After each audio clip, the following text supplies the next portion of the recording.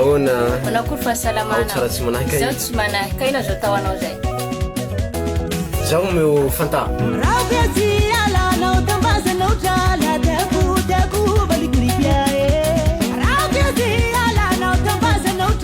le fantary merci de vao itsy moa naranao salia salia vita zay ailinao vera ziko ity salia kokoa he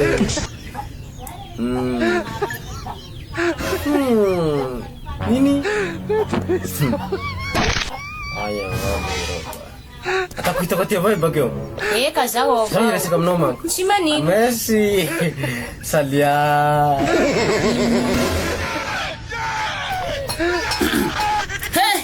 Comment ça va? Qu'est-ce que ça? Miala ho rasta. Ça va zainao? Bena, misy ampela zay tiako bi.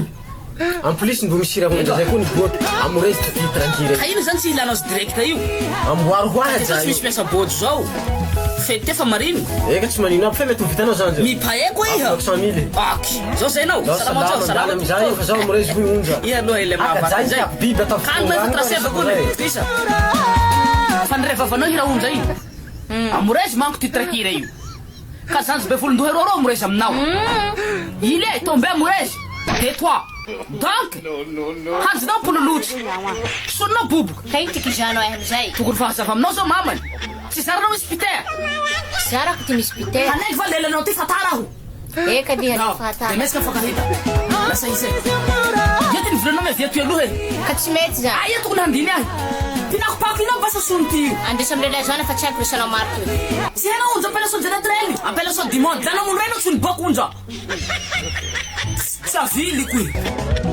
Tena tiako ny hahiagnanao sanatia na marupanga rati valuki ya mandamati au kwa tiala mno na marupanga hala Oui, entrez.